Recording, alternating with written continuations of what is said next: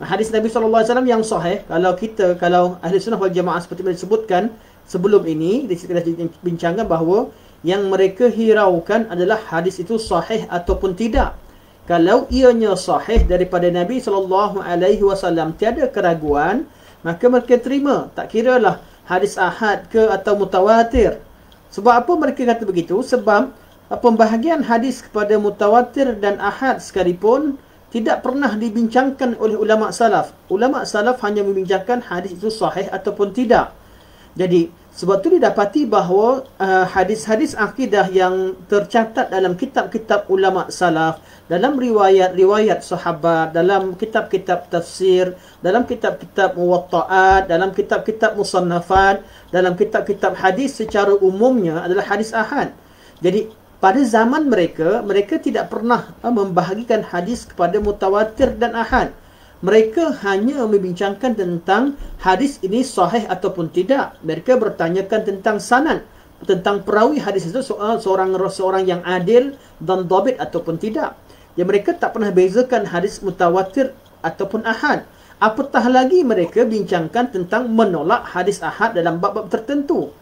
Malah ulama hadis termasuk Al-Khatib Al-Baghdadi pada kurun yang kelima, ketika beliau memasukkan perbincangan hadis mutawatir dan ahad dalam kitab beliau Al-Kifayah sekalipun, beliau bukanlah bertujuan untuk menolak hadis ahad. Beliau hanya bertujuan untuk beritahu dari segi kekuatan sanad daripada hadis mutawatir itu lebih kuat berbanding dengan hadis ahad, walaupun kedua-duanya diterima bahawa sekiranya ianya sahih. Itu tujuannya untuk tarjihkan sanad, bukan tujuan untuk menolak sebahagian daripada hadis ahad. Jadi oleh kerana golongan mutakallimin datang kemudian, golongan usuliyin mutakallimin kalangan Mu'tazilah dan Asy'ariyah yang membincangkan perkara ini, jadi perlu ditanyakan kembali kepada mereka, apa maksud kalian bahawa hadis ahad boleh diterima, bab akidah tak boleh terima? Jadi tolong terangkan dengan jelas, bab akidah semua sekali tak boleh terima ke? Ataupun ada bab akidah yang boleh diterima dan ada yang tak boleh diterima. Kalau katakan semua akidah tak diterima dengan hadis ahad, jadi apa yang berbaki daripada akidah anda? Dari mana anda ambil akidah anda? Adakah hadis itu tidak digunakan dalam memahami akidah umat Islam?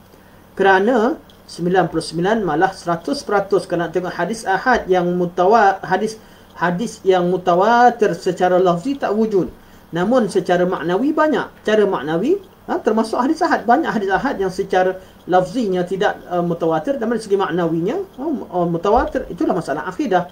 Persoalan akidah adalah mutawatir secara maknawi. Okey.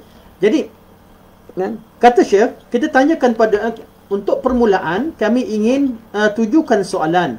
Tolong sebutkan perbezaan yang jelas dalam masalah apakah anda terima berita hadis ahad dan dalam masalah apakah anda tolak hadis ahad.